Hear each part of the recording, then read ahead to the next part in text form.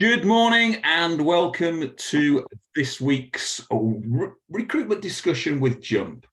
This week we've been joined by special guest Christian Hughes, who I'll introduce in a moment. But first, why is he here? Today we're going to talk about behavioural assessment, how to use them in recruitment and how to build a stronger team, but also how to use them as a service to our clients. So why and how can this help recruitment leaders? Well, psychometric profiling, because I've been told I can't call it psychometric testing anymore by a certain number of our clients. Psychometric profiling can improve your recruitment selection by approximately 24%.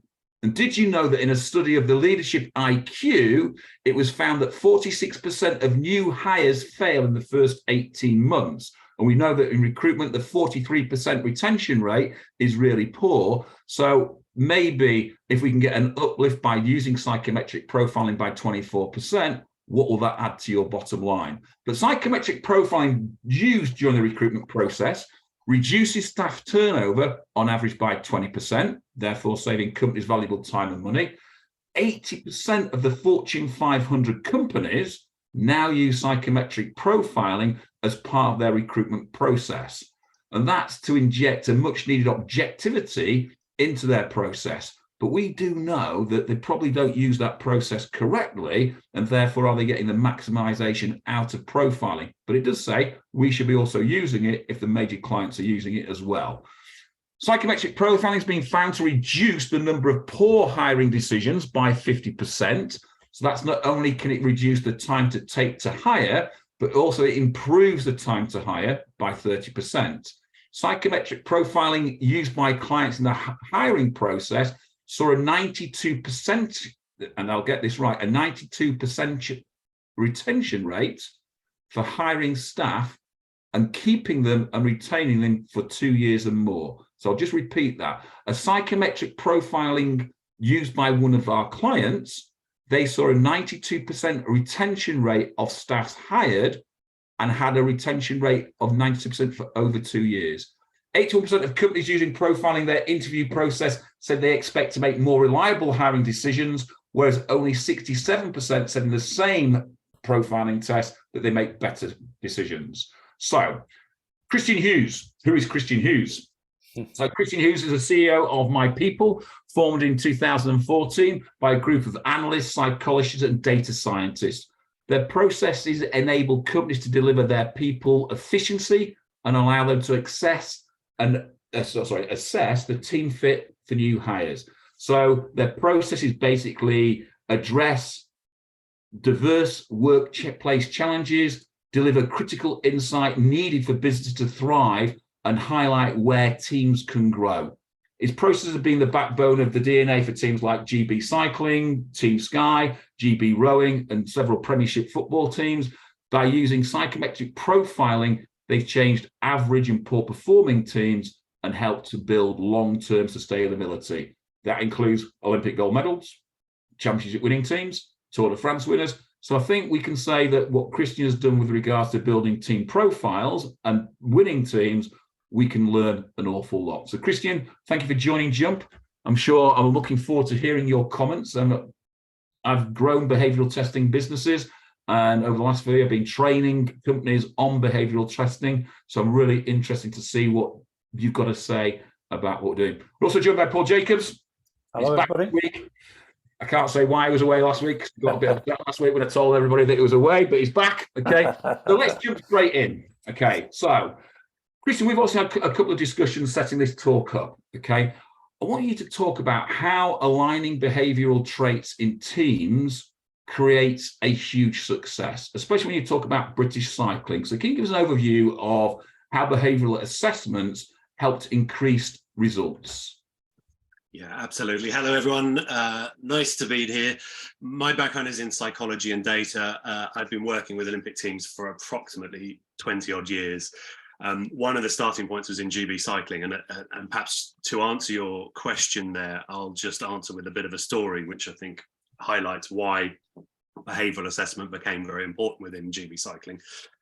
First thing to say is GB Cycling, of course, and most of the, not most, but nearly all of the events are individual pursuits. So you might wonder, why do I need to assess behaviour, and why do I need to think of high performance in the format of a team when it's an individual pursuit by and large?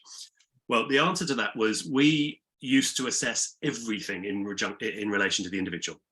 So you can think of this as a bit like assessing skills and experience in a commercial world. We knew everything about the athlete, and typically we'd have them from about 14, 15 years of age. So we built a long history of knowledge around the athlete, but that didn't seem to predict success. And it was the sort of bane of the data scientists' lives, that no matter how well they modeled the athlete's physical capabilities, they couldn't seem to make it align with the output, which was whether they medaled or not in Olympics. And the breakthrough came for us when we started to think about the fact that the athletes' capabilities, their performance capabilities, which was their skills and experience, their biology, was too isolated a measurement. What we needed to know was, how are they going to execute in a team? How are they going to execute in an environment? So the big breakthrough for us was when we started to measure the environment, and specifically measure the individual and how they're going to behave, or likely to behave, in the context of the environment. So that was the starting point for behavioural assessment within GB cycling. What that gave us over time was ever greater prediction of performance execution. So instead of thinking of performance as something somebody does, we started to think about performance as something that happened in an environment. So that was the starting point, if you like, for behavioural assessment. So when you start thinking about it as a starting point, talk to me about then how that created that team environment, because you say it was a very individualist, sport, but how did the team environment come into that? Because obviously most recruitment businesses are building big teams, and we have individual performers. So how did that help build that individual team environment? Yeah, great question. So much to the chagrin of the psychologists and data scientists in the group, who were very data orientated, we had to measure subjective things, or learn how to measure subjective things in a team environment. And these things are sort of intuitively obvious, but they're not necessarily easy to measure. So for example, if you had an athlete who was absolute physical specimen at 16 years of age, but can't communicate with their coach, can't take on feedback, can't execute on that capability, they were not going to make it. They were going to be held back. Similarly, as we extrapolated this out through the group, if you had a set of coaches who didn't communicate and share feedback very well, who were competitive and not cooperative, that didn't really help us. Then we started to look at relationships across the group, and a term that's very popular in sport, social capital. And we've used this measurement and a sort of further measurement of team cohesion to describe the quality of relationships in a group. So as the slide says, teamwork and intelligence win championships. Well, how do you measure that? Well, that's metrics like team cohesion, social capital. So in those early days, I'm talking about the early 2000s, these were deeply subjective concepts, and we didn't know how to measure them.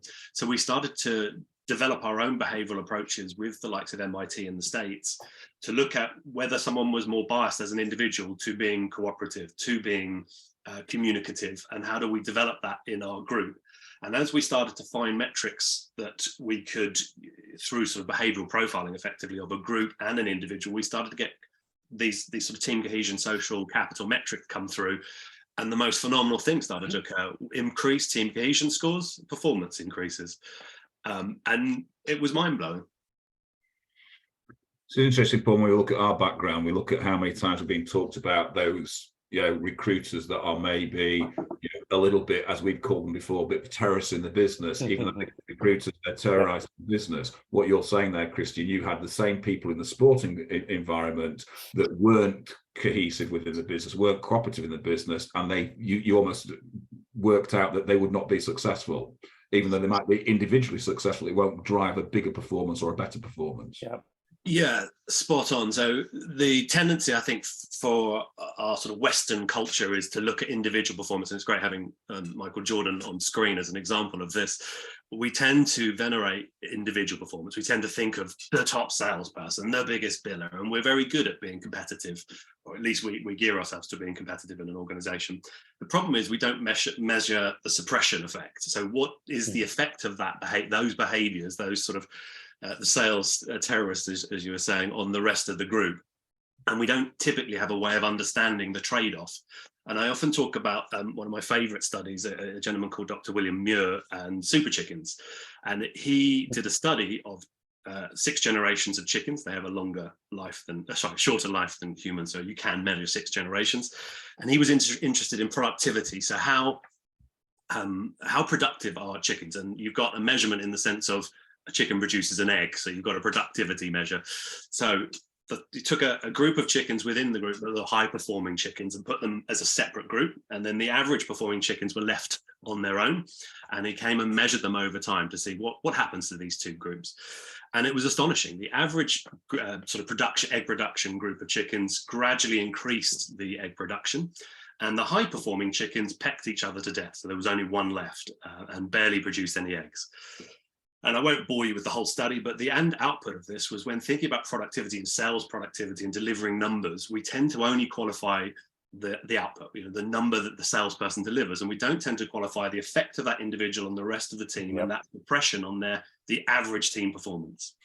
I think, you make it's a brilliant analogy and actually very relevant to our industry, because we, as you say, we venerate our high performers, and maybe rightly so, because very often our high performers are also great team players. It's not always the case. They're as Howard calls them, the internal terrorists. But where we know, as Howard and I know from deep experience, that where you have these mavericks who can make a lot of money for you, the collateral damage, amongst others, not least, we're talking colleagues here, the rest of the team, but the actual pressure that it puts on the management is enormous. And we talk an awful lot about great business people, great executives. It's well documented. Try to establish at least 60 to 70% of the time looking outside of the business. But what we find is very often, and you'll know this, of course, Christian, that we spend most of our time dealing with internal issues, which isn't going to make the boat go faster in many instances. So that's a great analogy. And although, of course, we all want high billers in our teams, I'm absolutely in agreement with you. The collateral damage, the damage that people with these kind of attitudes can cause on the rest of the team can be catastrophic. And I've witnessed many times when people have been released from those businesses, even high performers, the impact morale-wise, the positive impact it's had on others around the team. And to your point, we've seen productivity improve. So you can't, I think the moral here for me has always been, you cannot have, to use that old analogy, you cannot have the tail wagging the dog. And there are times when you have to make pretty tough decisions. Ideally, you want to get people on side. But clearly, if a few mavericks are ruling the roost, to use your chicken analogy, sorry, terrible analogy. But if that's the case, then you do have a problem. Let's push this conversation on then, because obviously we've got loads to cram in. So if you look at recruitment, it's 43% attrition rate in recruitment, which is obscene. We know recruitment in year 1, a company makes very little profit from its new starters, and it's year 2 and beyond where an agency starts to make its money. So how can behavioural assessments in recruitment agencies reduce its attrition and get more recruitments into year 2 and beyond? Yeah, I can jump in on that. In order to answer that question, I just want to dismantle quickly the sort of psychometric profiling model a tiny bit. And I don't mean the technical model, I mean the commercial model. One of the problems we had with psychometric profiling is it's typically delivered via consultancy. It's typically charged by candidate, which means that you typically use it at the back end of the process as part of probably executive hires.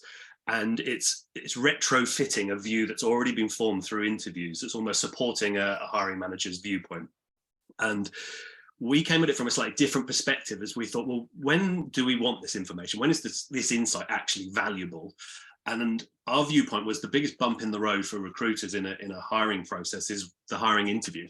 And I think probably recruiters forget that they do this job day in, day out, interview. Whereas the hiring manager, this is maybe a once a year hire, twice a year hire. So they're not as competent at interviewing. Therefore, they're likely to interpret an interview incorrectly and biases will creep in. So we looked at, from a behavioural perspective, 2 aspects. What were the sort of critical aspects that are going to enable someone to perform? Number 1, what was their personality attributes in relation to the job they're going to do? And not just purely from a are they likely to be able to do it or not? I think we can imagine, it's a crass analogy, but for the sake of simplicity, an accountant and a salesperson are going to have different personalities. But if I want to put a salesperson into an accounting job, notwithstanding skills and experience and qualifications, and an accountant into a sales job, how likely are they to be able to do that? Because there's a spectrum, it's not binary, right? So how likely are they to be able to do that? And where are they going to find difficulty? And that is a really valuable set of conversations, this interview, to work out, does this person have a way around their natural tendencies? If I've got very low attention to detail, what's my approach? A, am I cognizant of that in my role? And B, how do I work around that to make sure it doesn't impact my role performance? Secondarily, into the team. So how are we going to assess this individual into the team they're going into? Are they adding something to the team? Are they wildly different to the team? And how are we going to incorporate this person? So those are the two sort of behavioural value-based aspects we assess that I think if you feed that information into the hiring manager ahead of an interview and guide them through that, you can make more placements.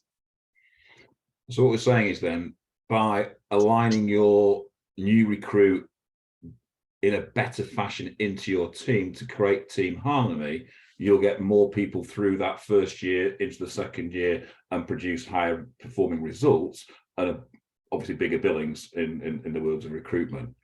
If we look at that then and say, look at retention then, retention in recruitment is this new strategy, how to retain people. So can you use the same profiling methods to help improve retention as well?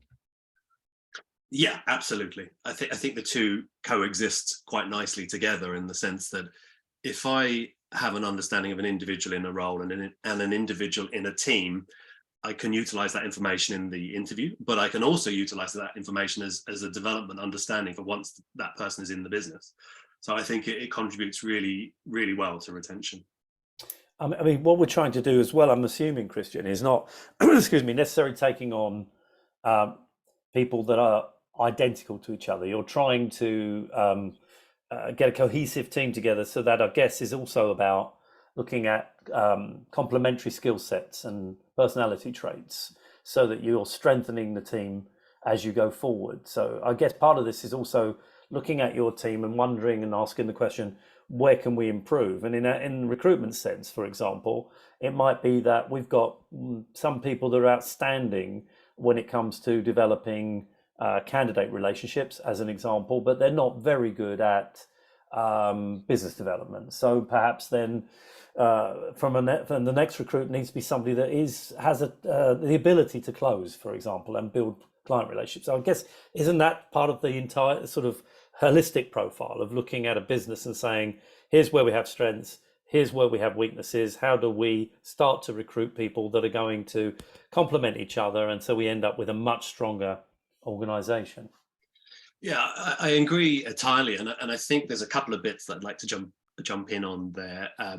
Firstly, the recruitment industry as a whole, one of the disadvantages, I think, of the sort of lower barrier to entry over the last, say, 5, 10, 15 years, is that the professional services component of the hiring process, i.e. the consulting relationship with the hiring manager, where you're discussing what their team's like and you're inputting into how that's going to evolve, that's been lost a bit, I think. And throwing bodies left, right and centre just to get placements has been possible because it's been a candidate short market. I think that's changing a bit, and I think there's an opportunity with some of the recessionary pressure for the really good professional services style recruiters who are actually consulting with their clients to utilize this information to understand the existing team and then take a view on what are we looking to add to this team. What are we looking to change in this team? What are the sort of non-negotiables in terms of attitude and behavior that we want in this team? And if we get that information happening at an interview stage, you're then discussing that as the assessment criteria with the hiring manager after an interview. So you're building a far more trusted advisor relationship, which I think then in turn means you're more likely to keep your clients and get reference to other clients because you're offering a professional service. And I suppose what we've done is made it simple for recruiters to do that. It's 3 minutes for a sort of psychometric profile to be completed by candidate and hiring manager to get all that information. I mean, a couple of points just worth picking up on here. I think that there are people that think that you make a decision based purely on psychometric profiling, and I mean, Christian, you're smiling because that isn't the case. What you're doing here is you're using psychometric profiling as another tool to add to your interviewing process. And it isn't, you're not going to make a decision based purely on the psychometric profiling results. You're going to use other methods to come to a much more rounded decision. And that's always been the way I've used them. And I'm hoping rather, that I'm on the right track with that thinking. Yeah, I think that's exactly right. I think I haven't got the stat in front of me, and I think I would be better with the stats than I am, but it's something like a 50-odd% uplift over just interview alone, having the psychometric profiling in the interviewing process. But in isolation, I mean, you wouldn't just have a profile and hire off the basis of a profile. You need that interview. You need the skills of the recruiter to assess the skills of the candidate and the experience of the candidate. And then, that data is, I mean, to me, of course, I am biased in this, but you're flying blind if you don't know whether someone's going to fit into the team. You might have the best candidate in the world, and it may be that you're lucky that the hiring manager will totally accommodate that candidate to fit in the team because they're desperate. But more often than not, that old phrase, hire on skills, fire on behaviour. Yes. It'd be great to have both insight into both at the interview stage rather than it being a surprise later on. Well, I mean, that's a brilliant point, and I think Howard will back me here. Very often in our industry, and you'll be aware of this, Christian, recruitment businesses grab anybody that's got any kind of recruitment experience because, they're looking for a quick win. They want somebody to hit the ground running fast. And they don't analyze as tightly as they should the behavioural fit of that individual, whether their behaviours and values are aligned to the behaviours and values, the culture of the business. And, I would say for me, probably 7 out of 10 times, when I learned that somebody didn't work within one of my clients, the conversation revolves around the fact they didn't fit. And I'm talking not in terms of their skill sets, but in terms of their personality. Their values and behaviors were misaligned. They didn't work well within the culture of that organization. And it's the thing I think that generally gets missed, and you used the word desperate, which is interesting because I think that's exactly what happens. There are very few people available. Everybody's desperate to find extra staff at the moment, and I totally understand it. I think we all completely understand it. But you hire at speed, and whatever the expression is, I can't remember it, but you repent in whatever the damn thing says. Anyway, the fact is that you quickly bring people in, and then you regret it afterwards. And I think spending just a little bit more time is important. Now, one of the things I get challenged on is if you make. Let's move on because there's lots of things to talk. So what we're saying is here from a retention point of view is that behavioural assessment will help you retain your staff. And sometimes I think what we actually do is remove staff out of the business where actually they just need to be put into a different place, and the behavioural assessments will help you do that. And I think the stat that you were talking about, Christian, is interview alone. Based on that. Add a personality test, you get a 4% uplift. Add a personality and an ability test, you get a 49% uplift from there. But let's change tack. What we started to move into, we've moved away from this is recruiting for our own businesses into recruitment agencies. And I think that has a big thing. But obviously, the big thing that all recruitment agencies are looking for is to what do we offer our clients and how can we offer our clients. So as the market changes and we go through the ups and downs of the economic cycle, we need to, as a recruitment agency, provide more value to our end clients to ensure that they get a better service from us and they become more loyal and sticky to us. So I've built recruitment agencies based on behavioral recruitment. So how can you introduce, or how introducing behavioral recruitment to our end clients, how does that benefit the end client? Because this is the bit where lots of recruiters think this is a huge leap of faith for the recruiter and a huge leap of faith for the client. So how do we prove the benefit of bringing this type of recruitment to them? So, I mean, we've been going now since 2014. A large period of that has been R&D and getting to the point where we've got a solution that works. And one of the problems that has probably existed, and is probably in the minds of all of the people on this webinar, is that personality profiling and psychometric profiling takes a long time with a candidate. Hiring managers are not going to read the reports, or not going to, it's all too psychological and too subjective, and it's going to not get used. I suppose those are the sort of number 1 and 2 viewpoints that we've seen as to why you wouldn't do this. So what we've had to evolve to make it work is something that's quick and easy. We take a view from the hiring manager as well as the candidate. So you've got both ends of the spectrum which you're matching off against each other. And we've made the system very simple around evolving the interview. So instead of the interview being sort of arbitrary in terms of what you focus on, the system will give you, here's where you want to zone in on.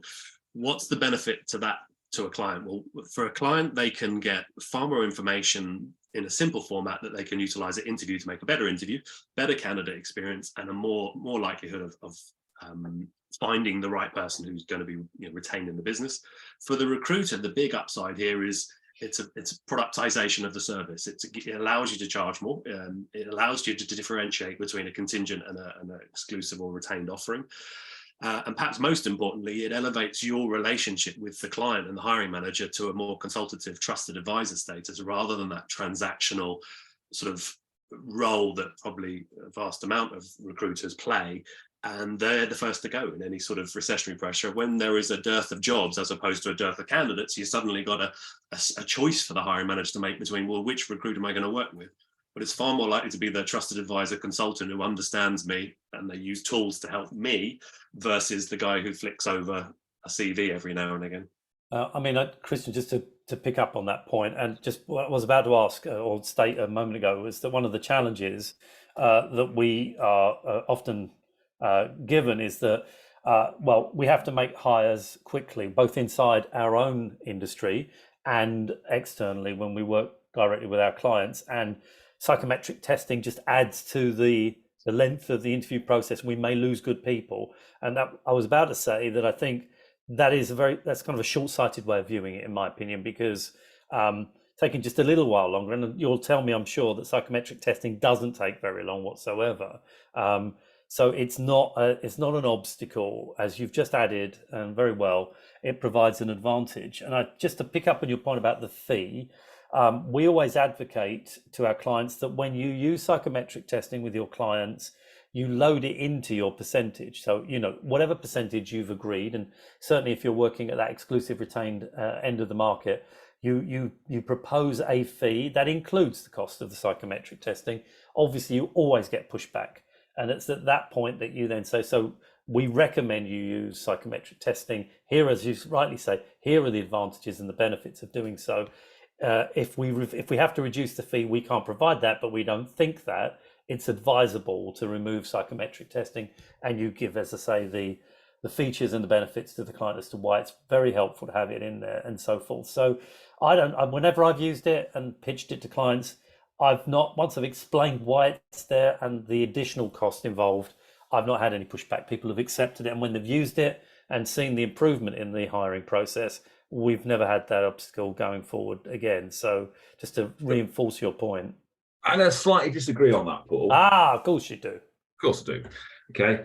Having sold it and built a business on it, it's the client understanding that leap of faith of what psychometric testing does. And it's pre-framing the questions with the client to get them to understand about the time period, etc. With regards to rate, this is the bit where I do disagree with. It's not about telling them the cost of the psychometric testing. I'm just going to give them a 25 or 30% fee, and that's what it is. And the fee is non-negotiable on that. And if they want to take the psychometric testing out, then you drop the fee accordingly. That's what I said. But I'm not going to give them a fee and say it costs me to do psychometric testing. No, that's not what I said. Part of the total plan, and that's where the difference is. It's part of the total plan, and it's about providing the value that you get. And where I've used it with clients, not only use it to recruit, but I've used it then as a profiling session with their teams to put their teams in the right position. So you've got to sort of sell the whole process and how the whole process works, rather than just base it on the individual recruitment process. And I think that's where the stumbling block is with most recruitment agencies.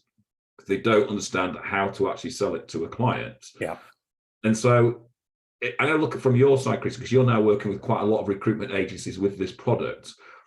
What comes back from them with regards to the stumbling block to actually sell it into the clients? Because that's the bit that most recruitment agencies really fear, that the recruitment consultant hasn't got any faith in it because the clients push back on it quite a bit because it's a bit of a leap of faith.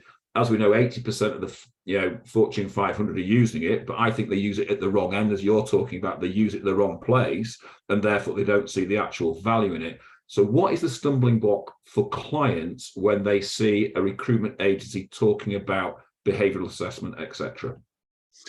Yeah, great question. There's a couple of bits I can talk to. I suppose the first is one we highlighted right at the beginning, the phrase assessment test versus profile. And the distinction's important probably in relation to the candidate, that in a candidate short market, the fear is if we're doing a test, that means by implication or inference, the candidate can fail, and therefore they will drop out of the shortlist and we'll lose, a highly skilled individual. It's not a test, it's a preference and profile of their personality to understand them in a team environment. So that's sort of one piece of pushback, I suppose, that recruiters fear. I think the second is completion. Will candidates or hiring managers complete this? And I'm focusing on the hiring manager as the pointy end of the stick, if you like, of the client. It might be you're working with HR or other broader sort of disciplines within the business, but I'm focusing on the hiring manager. Well, that hasn't played out either. I mean, we've had 12,742 psychometrics completed in the last 9.5 weeks at a 97% completion rate. So I think it's probably an association with how psychometrics have been in the past, typically 20 minutes to an hour to complete, especially when you add in sort of any verbal reasoning or qualification of the knowledge and intellect of the individual. We don't do that. But when you add that in, you could be in for 2 to 3 hours with a candidate. Now, I think at that point, it's very valid to say, I'm not sure candidates are going to do this. And maybe that's why it's only done at the back, or was only done at the back end of the process, because you want the commitment of the candidate to the process. We've attacked it from a different end where, there's a trade-off here that if you're going for maximum information, which is 3 hours of testing, where a candidate can fail when it comes to things like intellect and verbal reasoning, for example, you've got a trade-off. They might not complete it. Your completion rates drop off and you lose the information. So we've approached it from we'd rather have the candidate complete and a good chunk of information, but not take forever. So I think it's predominantly down to time and fear that no one's going to engage with the process. Okay. So if we look at them, what are the benefits to the agency? What are the benefits to the client? Or what are the benefits of the candidate of having behavioural recruitment techniques? And we've talked about where we place them into the recruitment process. So you're talking about placing them into right at the beginning of the process. So what are the benefits then to the agency, the client, the candidates by doing it in this fashion? Well, I might start with the candidate, actually, because we've probably spent the least amount of time talking about the candidate. And I think there's a huge benefit to the candidate. I think one of the hardest things, there's an old saying in my world that you're either running away from something or you're running towards something as a motivation to do it. And I suppose that's a sort of fear and anger analogy. And if we think about the psychology of an individual moving from their job, I'm sure we've all been in this position, it's actually quite difficult to articulate what you're looking for. And it's actually quite difficult to know whether what you're looking for is the right thing for you. I've certainly been in positions before where I've been in teams that I thought, I don't like working in this team. I like my job, but I don't like this team. So what do I need in my next job? Do I move? So what does that mean from a behavioural profiling perspective? Well, the way we structure this sort of assessment's the wrong phrase, but the fit of an individual to a role and the fit of an individual to a team means that for a candidate, you can use the technology to qualify what they're looking for and then have that discussion with them. So you can say, these are the things that come through in what you've completed as the most important things in a move and most important things in a team. Does that seem right? And it can be quite insightful for a candidate to go, oh, wow, I wouldn't have thought that was important. But now I think about it, yeah, if I haven't got a team that I'm going into with a high degree of purpose and something that's changing the world, that is actually a thing for me. I didn't realize that. And I've lost that in my current environment. So for the candidate, there's a real insight lift, and that gives, back to this point of consultative relationships, a degree of loyalty to the recruiter that you're working with, because they're the ones that share that insight with them. For the recruiter, I think the biggest point is differentiation. If we're coming into a market where it's not as candidate short, or at least there's a vacancy tighten up or shortage as well, how are you going to differentiate yourself? How are you going to offer a better service? How are you going to productize and create something which has value to the client? Well, it's very difficult to keep on doing the same old things. I mentioned earlier in GB Cycling, the 9-month committee. We used to have this idea that within 9-month cycles, this is specific to our domain, so it might not be true outside of cycling, whatever innovation you have brought to the table has been copied by your competitors within 9 months. So we explicitly had a 9-month committee whereby their whole purpose was to look ahead of what's the next innovation that's going to drive our performance and our uplift in our performance in 9 months' time. And I think in a candidate short market where everybody's been having some degree of boom, it's very easy to get into a cycle of chasing the next placement and forgetting I'm not actually developing the business. I might be making money, I might be making placements, but I'm still delivering the same service I was 9 months ago, and there's nothing that differentiates me from others. Then finally, for the client, I think the big uplift for the client is risk reduction. You can have some confidence that the people I'm going to take on are going to still be here in a year's time. I think this 9-month cycle, 9-month domain, as you put it, is a brilliant concept.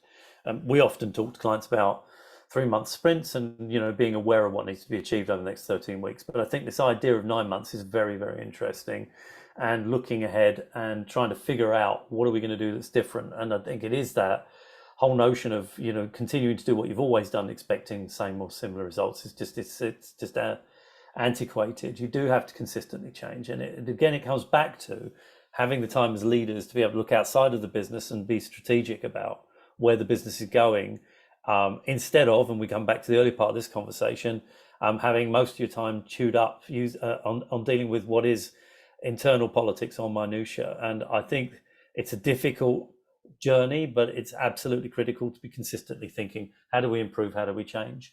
How do we provide better quality service to our clients? What products do we need to be providing to them or developing that are going to improve their lives, not our lives, their lives? And I think you make a great point. And I've made a big note about this idea about 9-month cycles. I think that's a tremendous concept.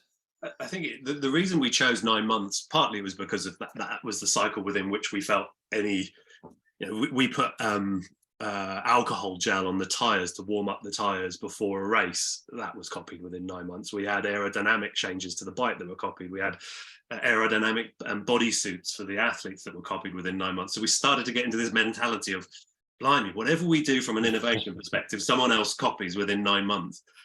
It might be longer in other groups, but there's a psychological benefit to the concept of 9 months. I think 12 months and out nowadays feels a long time away. I think a pandemic has shifted our mindsets to the fact that things can change really quickly and in quite significant ways. And the nice thing about 9 months is it's a little bit further than your sort of quarterly horizon, but it's not far enough to feel like, 2-3 years out, well, who cares? It's sort of almost, in my mind, an aggregation of the long term. The midterm is a sequence of short terms. So how do our short terms get to our sort of midterms and then onto your long term? So 9 months, I think, is psychologically an important window.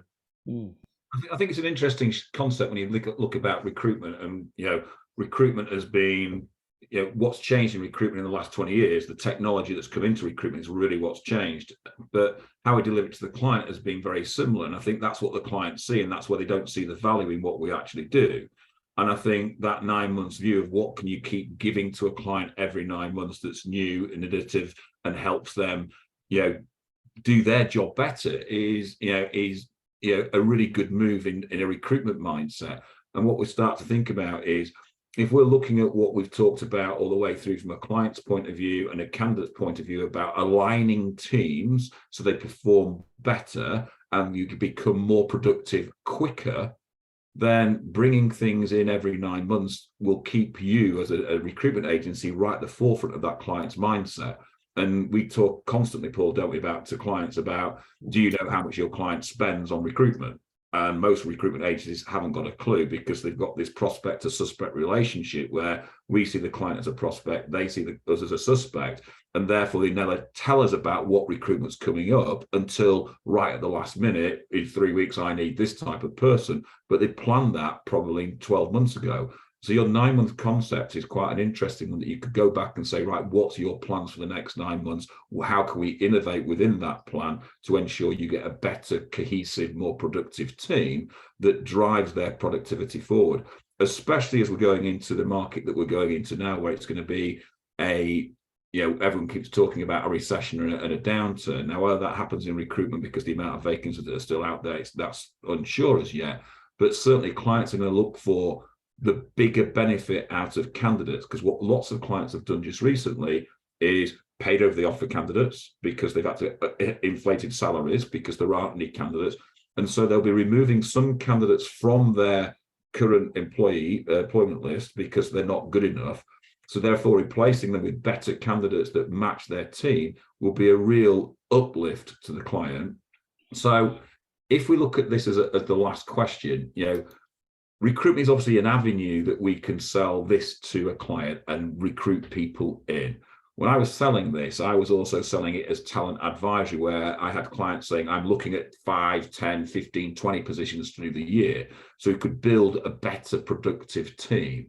In your view, what would this look like, and what would be the benefit to the client and the agency, taking it away from just recruitment into more productivity and the longer term view of let's get your whole business aligned in the right direction? Yeah, great question. So there's a couple of bits on this, and just as a 30-second backstory, I think when we're talking about the recruitment technology or technology into the recruitment industry, one of the things that I think is fascinating is that some of the technology at the moment that is popular, and I won't name names, is around business development, sourcing, outreach, automation. And so you could probably group it all under one big sort of banner of automation. And the question I'd always have is, what's the benefit of that to a client? I see the benefit to a recruiter, it helps with your business development. What's the benefit to a client? And I think that I'm using that as a sort of jump off point really to answer your question, Howard, in that I think with a client focus, naturally you're going to open opportunities. And the huge advantage here of behavioural assessment or behavioural profiling is the application is much broader than just recruitment, which you talked about. The application is to take that consultative relationship and start to evolve it into talent advisory, to start to talk about the makeup of teams, and effectively from the recruiter's perspective, embed yourself in that organization, which bodes well for you from a business development and role placement perspective in the future. It also expands your capability in terms of what you can deliver. And from the client's perspective, I suppose, if I link it back to sport, you're starting to build high-performing teams, you're starting to get more continuous improvement in your organization rather than fighting fires within your teams. And again, I think it's one of those things that's not, because it's not measured so much, it's lost in the sense that, I think there's a point earlier from Paul about if you're dealing with issues within your team continuously, how much of your time as a manager and leader is that taking up? And I would warrant in most organizations, it's probably somewhere between 15 and 30% of their time is internally focused just on issues, just personality issues, conflict issues. So-and-so said this, are we doing that? Miscommunication issues. And if you were able to reduce that by 10%, 15%, what would that mean in terms of your overall performance? What would you use your time for? And I think that is the major output that comes from this sort of behavioral profiling. In a team environment, you start to build alignment around behaviors, which I guess if you think of that in isolation can seem really subjective, like who cares? Why do we all need to behave the same way? Well, that's a misinterpretation. It's not about behaving in the same way. It's reducing the level of conflict. It's reducing the level of miscommunication. It's a natural supportive environment to perform. And it's that balance between competitiveness, which we all need, and certainly we need in sport, versus cooperation. If the highest biller is bagging stuff under a table, trying to manipulate outcomes so that they can make more money, there's a ripple effect. And I suppose I'm taking sort of sales and recruitment environments there as an example, but it also happens in accounting, marketing teams. If the communication is poor and there's a lack of friendship and relationship across the group, it's gonna implode. So to answer that in a sort of 30-second summary, the alignment of behaviors in a team enable performance. And if you don't have that, it disables performance. And just to support that point, Christian, I know Howard and I completely 100% agree with you. And it's not an accident at all that where you get a collaborative, harmonious team, people that are support each other, look after one another, you also have success. And one of the great things about our industry, I think, is that unlike the Henry Ford situation of building cars, which is extremely complicated, ours is not a complicated industry. And if you get the right people on the in your business and you have the correct vision, you can pretty much achieve everything you set out to achieve. The problems occur when you, as you've been saying consistently throughout this conversation, where you fail to get the right people in your team and you have this constant conflict going on. That is an absolute profit eater, having people in your business who are in it for themselves and don't care much about others around them. I agree. And perhaps we tend to think in static terms unconsciously. And what I mean by that is these are dynamics. So we work with a lot of tech recruiters and a lot of tech companies who are scaling.